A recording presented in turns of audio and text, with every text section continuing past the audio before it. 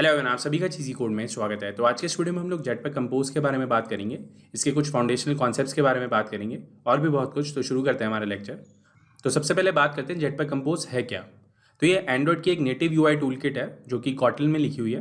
मतलब अगर हमें एंड्रॉयड के अंदर उसकी यूआई क्रिएट करनी है तो ये हमारे पास एक और तरीका है, इसकी मदद से हम लोग अपनी यूआई क्रिएट कर सकते हैं।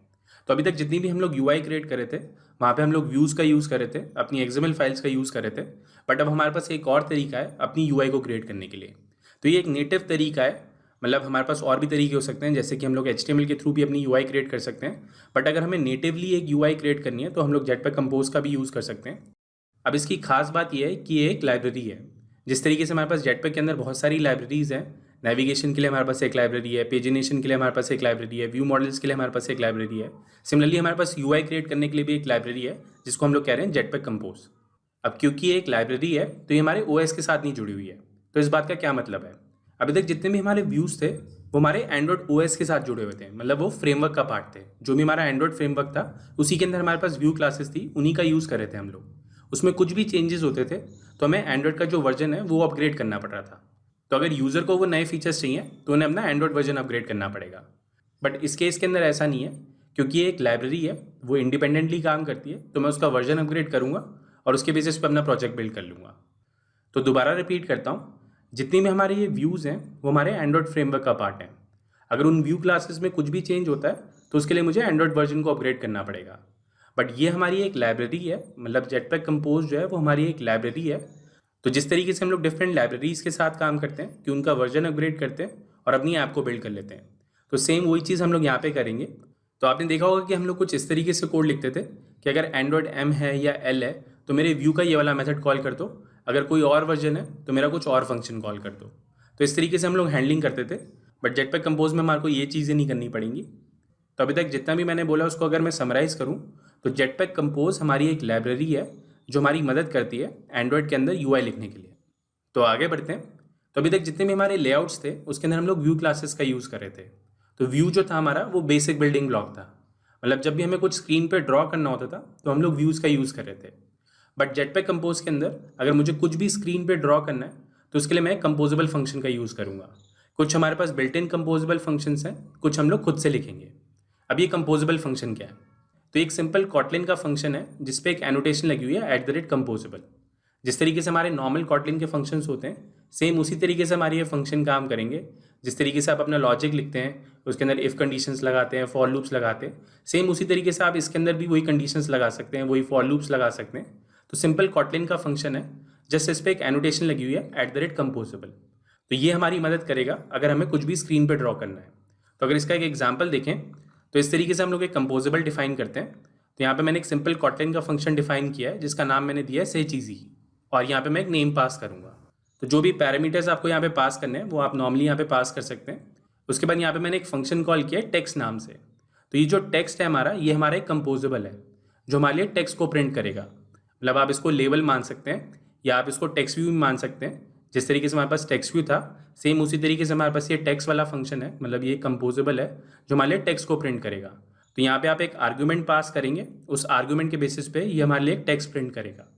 तो एक सिंपल कंपोजेबल फंक्शन है जिसपे ये एनोटेशन लगी हुई है @composable। ये क्या काम कर रहा है, ये हमारी स्क्रीन पे ड्रॉ करेगा टेक्स्ट।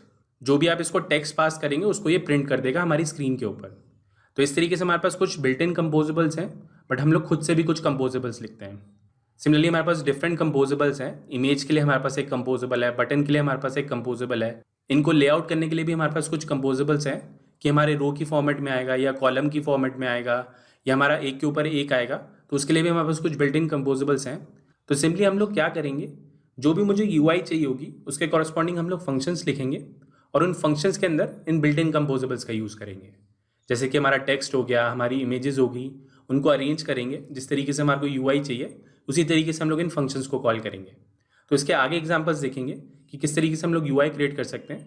बट इससे आप अंदाज़ा लगा सकते हैं कि अगर मुझे कोई टेक्स्ट प्रिंट करना है तो मैं इस टेक्स्ट कंपोजेबल का यूज़ करूँगा। अगर मुझे कोई बटन रेंडर करना है तो हमारे पास बटन कंपोजेबल है। तो जेटपैक कंपोज के अंदर ये जो हमारे बेसिक बिल्डिंग ब्लॉक्स हैं वो हमारे कंपोजेबल फंक्शंस हैं। जिस तरीके से हमारे पास वहाँ पे व्यूज़ थे, यहाँ पे हमारे पास कंपोजेबल फंक्शंस हैं। कंपोजेबल फंक्शंस क्या करेंगे, आपकी मदद करेंगे स्क्रीन पे कुछ ड्रॉ करने के लिए। तो आई होप आपको ये सेंस बना रहा होगा। तो सिंपल सी एनालॉजी है, वहाँ पे हमारे पास व्यूज़ थे, यहाँ पे हमारे पास कंपोजेबल फंक्शंस हैं। व्यूज़ हमारी मदद करते थे कुछ रेंडर करने के लिए, यहाँ पे हमारी मदद करेंगे कंपोजेबल्स। तो आगे बढ़ते हैं और कुछ और चीज़ें देखते हैं। तो अब बात करते हैं इम्पेरेटिव वर्सेस डेक्लेरेटिव की। तो इम्पेरेटिव के केस में क्या होता है, मैं उसे बताता हूँ कि भैया ये वाला जो काम है ना आपको इस तरीके से करना है। वहाँ पे मैं उसको स्टेप बाय स्टेप बताऊँगा कि पहले ये करना, फिर ये करना, फिर ये करना। उसके बेसिस पे हम अपना टास्क अचीव करते हैं। बट डिक्लेरेटिव के केस में क्या होता है, मैं डिक्लेयर कर देता हूँ कि मुझे ये चाहिए। उस केस में जो हमारा सिस्टम है वो खुद से आइडेंटिफाई करता है कि उसको ये काम करना कैसे है। तो इम्पेरेटिव जो होता है वो हमारा हाउ होता है, मतलब आप उसको स्टेप बाय स्टेप बताओगे। बट डिक्लेरेटिव के केस में आप बस ये बता दो कि आपको चाहिए क्या, तो ये हमारा वॉट होता है। बट इसके बारे में हम लोग यहाँ पे बात क्यों कर रहे हैं, क्योंकि जो हमारा व्यू सिस्टम था वो एक इम्पेरेटिव सिस्टम था। जैसे कि हमारे पास डेटा आता है, उस डेटा को मैं पढ़ता हूँ, अपने व्यूज़ को फाइंड करता हूँ और उसके बेसिस पे अपने व्यूज़ पे कुछ प्रॉपर्टीज़ कॉल करता हूँ कि भैया ये वाला जो डेटा है मेरा ये विजिबल नहीं होना है, ये वाला जो मेरा चेक बॉक्स है ये चेक होना है, ये जो मेरी इनपुट फील्ड है इसके अंदर ये टेक्स्ट होना चाहिए। तो वहाँ पे मैं उसको स्टेप बाय स्टेप बताता हूँ कि भैया इस तरीके से आपको काम करना है। बट ये जो हमारा कंपोज का फ्रेमवर्क है वो एक डेक्लेरेटिव फ्रेमवर्क है। वहाँ पे मैं डिक्लेयर कर दूंगा कि मेरी यूआई जो है वो इस तरीके से दिखनी चाहिए। तो बेस्ड ऑन दी डेटा हमारा जो कंपोज फ्रेमवर्क है वो हमारी यूआई को रेंडर करेगा। तो इसको एक एग्जांपल से समझते हैं तो ज़्यादा क्लियर हो जाएगा। तो सपोज़ ये मेरे पास एक डेटा है, ये हमारा एक प्रोफाइल का डेटा है जिसके अंदर ये 4 प्रॉपर्टीज़ हैं कि वो बंदा एक्टिव है या नहीं, उसका इमेज यूआरएल क्या है, उसका नेम क्या है और उसका रोल क्या है। तो इस तरीके से हमारी यूआई दिखेगी। यहाँ पे हमारे पास यूज़र की इमेज आएगी और उसका नाम, रोल और एक्टिव है या नहीं। तो अगर यहाँ पे मैं व्यू सिस्टम का यूज़ करता, मतलब इस इम्पेरेटिव अप्रोच का यूज़ करता, तो ये जितनी भी फील्ड्स हैं हमारी उसके कॉरस्पॉन्डिंग जितने भी व्यूज़ हैं उनको हम लोग पहले फाइंड कर रहे होते। तो यहाँ पे मैं different find view bye ID call कर रहा होता डिफरेंट कंट्रोल्स के लिए।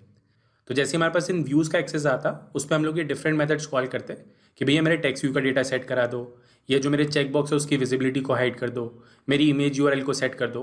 तो इस तरीके से हम लोग यहाँ पे स्टेप बाय स्टेप बता रहे हैं। पहले मैंने फाइंड किया, उसके बाद मैंने उसकी कुछ प्रॉपर्टीज़ एक्सेस करी, उनको सेट कराया।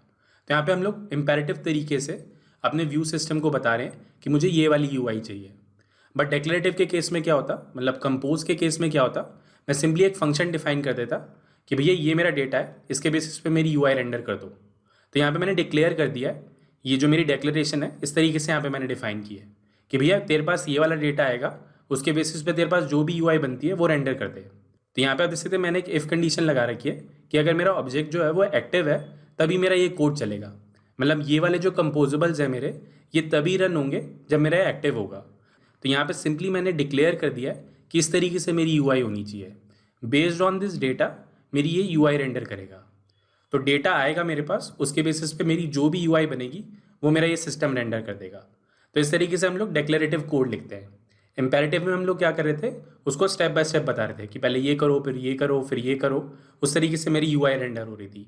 बट यहाँ पे मैंने डिक्लेयर कर दिया जो भी मेरे पास डेटा आएगा उसके बेसिस पे मेरी यूआई रेंडर हो जाएगी। तो ये वाला जो कोड है मेरा, ये किस तरीके से काम कर रहा है इसके बारे में आगे बात करेंगे। बट अगर मैं इसको सिंपल शब्दों में बोलूँ, डिक्लेरेटिव के केस में क्या होगा, मतलब कंपोज के केस में हमारे पास डेटा आएगा, उसके बेसिस पे हमारी यूआई जनरेट होगी। मैं ये बस फंक्शन बना के छोड़ दूंगा कि भैया इस फंक्शन में डेटा देना, उसके बेसिस पे आपको ये यूआई देगा। तो आई होप आपको ये सेंस बना रहा होगा कि डिक्लेरेटिव का क्या मतलब है। तो मैंने तो अपने दिमाग में इस तरीके से इसको बिठा रखा है कि जितने भी हमारे कंपोज के फंक्शंस होते हैं वो ये कहते हैं कि आप मुझे डेटा दो, मैं आपको यूआई दूंगा। वो यूआई किसके बेसिस पे बनाएंगे, वो आपके डेटा के बेसिस पे बनाएंगे। तो इस तरीके से हमारा ये कंपोज का फ्रेमवर्क काम करता है। तो आगे बढ़ते हैं और कुछ और चीज़ें देखते हैं कंपोज फ्रेमवर्क के बारे में। एंड्रॉयड का जो हमारा एग्जिस्टिंग व्यू सिस्टम है वो इनहेरिटेंस पे बेस्ड है। तो जितनी भी हमारी ये व्यू की क्लासेस हैं, चाहे आपका टेक्स्ट व्यू हो गया, इमेज व्यू हो गया, ये सब इनहेरिट करती हैं व्यू क्लास से। तो जितने भी हमारे कॉमन फीचर्स होते हैं वो हम व्यू क्लास में डिफाइन कर देते हैं। जैसे कि हमारे को विजिबिलिटी सेट करानी है, उसका बैकग्राउंड सेट कराना है, तो ये सारा कॉमन कोड जो होता है वो हम व्यू क्लास में लिख देते हैं। तो स्मॉल कोड बेसिस के लिए जो हमारा इनहेरिटेंस है वो सही से काम करता है। बट ये जो हमारी व्यू सिस्टम की हायरार्की है ये काफ़ी कॉम्प्लेक्स हो चुकी है। तो अब इसमें अगर नए फीचर्स ऐड करने होते हैं या नई फंक्शनैलिटी ऐड करनी है तो थोड़ा सा मुश्किल होता है। बट ये जो हमारा कंपोज का कोड बेस है ये कॉम्पोजिशन पे बेस्ड है। तो ऑब्जेक्ट ओरिएंटेड प्रोग्रामिंग में ये कॉमन डिज़ाइन पैटर्न है कि हम लोग कॉम्पोजिशन को प्रेफर करते हैं इनहेरिटेंस के ऊपर। तो कॉम्पोजिशन के केस में क्या होता है, जो भी मुझे फंक्शनैलिटी चाहिए होती है वो मैं ऐड करता रहता हूँ। मैंने उसके लिए कुछ कुछ चीज़ें बना के रखी हुई हैं। सपोज़ मुझे x चाहिए तो मैं उसको उठा लूँगा, मुझे y चाहिए तो मैं उसको उठा लूँगा, मुझे z चाहिए तो मैं उसको उठा लूँगा। वहाँ पे हमारे पास कोई हायरार्की नहीं होती है कि मुझे इस वाली हायरार्की को फॉलो करना है, तभी मुझे ये वाले फीचर्स मिलेंगे। तो मैं फीचर्स बना बना के छोड़ देता हूँ, जो भी मुझे फीचर चाहिए होता है उसको मैं इंक्लूड करता रहता हूँ। तो कंपोजिशन के केस में क्या होता है, मैं कंपोज करता हूँ चीज़ों को कि मुझे ये भी चाहिए, मुझे ये भी चाहिए, मुझे ये भी चाहिए। वहाँ पे हमारे पास कोई हायरार्की नहीं होती है। तो अगर इसको एक एग्जाम्पल से समझें तो ज़्यादा क्लियर हो जाएगा। तो ये हमारी बटन की क्लास है। यहाँ पे आप देख सकते हैं बटन जो है हमारा इनहेरिट करता है टेक्स्ट व्यू से, और ये जो टेक्स्ट व्यू है वो हमारा इनहेरिट करता है व्यू से। सिमिलरली ये जो हमारा इमेज बटन है ये हमारा इनहेरिट करता है इमेज व्यू से, और इमेज व्यू जो है हमारा इनहेरिट करता है व्यू से। तो इस तरीके से हमारी ये हायरार्की काम करती है।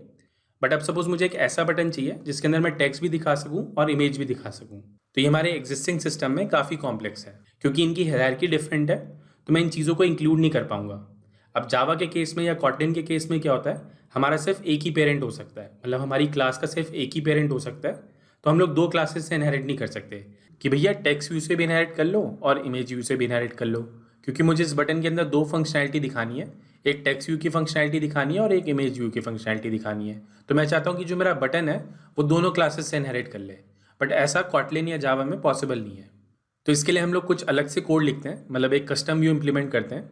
बट कंपोज में ये पॉसिबल है, क्योंकि हम लोग चीज़ें कंपोज कर रहे होंगे वहाँ पे कि भैया मुझे इमेज व्यू की भी फंक्शनैलिटी चाहिए और टेक्स्ट की भी फंक्शनैलिटी चाहिए। तो कंपोज के केस में जब मैं बटन की यूआई रेंडर कर रहा हूँ तो मैं उसे बताऊंगा कि भैया टेक्स्ट की फंक्शनैलिटी को भी उठा लो और इमेज की फंक्शनैलिटी को भी उठा लो, क्योंकि मुझे दोनों चीज़ों को दिखाना है। तो इस तरीके से हम लोग एक बटन इंप्लीमेंट कर पाएंगे जिसमें हमारे पास दोनों फंक्शनैलिटी होंगी। तो आई होप आपको ये सेंस बना रहा होगा। तो अगर इसे सिंपल शब्दों में बोलूँ, कॉम्पोजिशन के केस में क्या होता है, हमारे पास छोटी छोटी फंक्शनैलिटीज़ होती हैं, उसको हम लोग इंक्लूड कर लेते हैं। जो भी मुझे फंक्शनैलिटी चाहिए उसको मैं इंक्लूड कर लूँगा। वहाँ पे हमारे पास कोई हायरार्की स्ट्रक्चर नहीं होता है। तो कंपोज जो है हमारा वो कॉम्पोजिशन पे बेस्ड है, इसलिए आप इसके नाम से भी रिलेट कर पाएंगे, कंपोज कॉम्पोजिशन। बट ये जो हमारा व्यू सिस्टम है, ये जो हमारा एग्जिस्टिंग व्यू सिस्टम है वो इनहेरिटेंस पे बेस्ड है। तो जनरली हम लोग प्रेफर करते हैं कि अगर लार्ज कोड बेस है तो वहाँ पे हम लोग कॉम्पोजिशन का यूज़ करें। तो ये कॉमन डिज़ाइन पैटर्न है, आप इसके बारे में सर्च भी कर सकते हैं, कॉम्पोजिशन ओवर इनहेरिटेंस। तो इसके ऊपर आपको काफ़ी थ्योरी मिल जाएगी। तो आई होप आपको ये सेंस बना रहा होगा। तो अगर अभी के लिए ये सेंस नहीं बना रहा है तो इसको कोड में भी देखेंगे कि किस तरीके से हम लोग कॉम्पोजिशन का यूज़ कर रहे हैं। तो आगे बढ़ते हैं और एक लास्ट चीज़ देखते हैं रिकम्पोजिशन के बारे में। तो जेटपैक कंपोज में हमारे पास एक कॉन्सेप्ट है रिकम्पोजिशन का। तो रिकम्पोजिशन क्या होता है, तो यहाँ पे मैंने लिखा है कि सिंपल वर्ड्स में अगर मैं इसको एक्सप्लेन करूँ, जैसे ही आपकी स्टेट चेंज होगी तो आपकी यूआई जो है वो रिक्रिएट हो जाएगी। अब कंपोजेबल्स जो है हमारे फंक्शंस ही हैं, उसमें हमारे पास डेटा इनपुट में आता है और उसके बेसिस पे वो यूआई रेंडर करता है। अब जैसे ही वो डेटा हमारा चेंज होगा तो हमारी यूआई जो है वो दोबारा से क्रिएट हो जाएगी। तो इसी को हम लोग रिकम्पोजिशन कहते हैं। मतलब पहले मेरे पास एक फंक्शन था, उसमें मैंने डेटा पास किया, उसके बेसिस पे मेरी यूआई रेंडर होगी। अब सपोज उस डेटा में कुछ चेंजेस हो जाते हैं तो ये जो हमारे पास नया डेटा है उसके बेसिस पे हमारी यूआई जनरेट हो जाएगी। तो सिंपल कॉन्सेप्ट है, हमारे कंपोजेबल्स जो हैं उसके अंदर हम लोग डेटा पास करते हैं, उसके बेसिस पे हमारी यूआई जनरेट होती है। अब जैसे उस डेटा में कुछ चेंजेस होंगे तो कंपोज जो है वो दोबारा से उस फंक्शन को कॉल कर देगा और हमारी यूआई को अपडेट कर देगा। ये काम हमें खुद से नहीं करना पड़ेगा, कंपोज खुद से ये काम करेगा। मतलब कंपोज चेक करेगा क्या डेटा में कुछ चेंजेस हुए हैं, अगर चेंजेस हुए होंगे तो हमारी यूआई जो है वो दोबारा से अपडेट हो जाएगी। यूआई दोबारा से कैसे अपडेट होगी, वो उन कंपोजेबल फंक्शंस को दोबारा से कॉल कर देगा। तो इसी को हम लोग रिकम्पोजिशन कहते हैं। तो यहाँ पे आप इस लाइन को दोबारा से पढ़ सकते हैं कि जैसे ही आपकी स्टेट चेंज होगी, मतलब जैसे ही आपका डेटा चेंज होगा तो आपकी यूआई जो है वो दोबारा से रिक्रिएट हो जाएगी। ये काम जेटपैक कंपोज खुद से करता है, इसके लिए हमें कुछ एडिशनल एफर्ट नहीं करना है, मतलब हमें खुद से फंक्शन को कॉल नहीं करना है, कंपोज हमारे लिए इस फंक्शन को कॉल करेगा। तो इसी को हम लोग रिकम्पोजिशन कहते हैं। तो रिकम्पोजिशन के बारे में आगे भी बात करेंगे, इसके बारे में डिटेल में बात करेंगे। तो जब फर्स्ट टाइम हमारा कंपोजेबल कॉल होता है तो उसको हम लोग कहते हैं इनिशियल कॉम्पोजिशन। अब जैसे जैसे डेटा चेंज होता रहेगा तो हमारा रिकम्पोज होता रहेगा। तो उसी का ये डायग्राम है, यहाँ पे आप देख सकते हैं रिकम्पोज 0 और मोर टाइम्स। तो हमारा कंपोजेबल फंक्शन नए डेटा के साथ कॉल होता रहता है, जिससे हमारी यूआई अपडेट होती रहती है। तो इस तरीके से हमारा ये जेटपैक कंपोज काम करता है। तो आई होप आपको ये सेंस बना रहा होगा। तो कंपोज की सीरीज़ में ये हमारा पहला वीडियो है, इसके ऊपर आगे भी बात करेंगे। तो मेक श्योर करें कि जो आपका एंड्रॉइड स्टूडियो है वो अपडेटेड हो। जो भी हमारा लेटेस्ट एंड्रॉइड स्टूडियो है उसको इंस्टॉल कर ले, उसमें हमारा प्रोजेक्ट सेटअप थोड़ा सा ईजी है। तो मिलते हैं नेक्स्ट वीडियो में। तो आज के लिए इतना ही। वीडियो अच्छा लगा तो प्लीज़ लाइक करें, अगर अभी तक आपने हमें सब्सक्राइब नहीं किया तो प्लीज़ सब्सक्राइब करें। Thank you for watching. आपका दिन शुभ हो। धन्यवाद। ये लैंग्वेज भी सीख लो, वो लैंग्वेज भी सीख लो, जीवन एक रेस है, ऊपर चढ़ना सीख लो। हो जाए जब सब कुछ, खुद बनना सीख लो, उठा के बस्ता नाप के रास्ता, हर कोई चला है आईटी में। में आई टी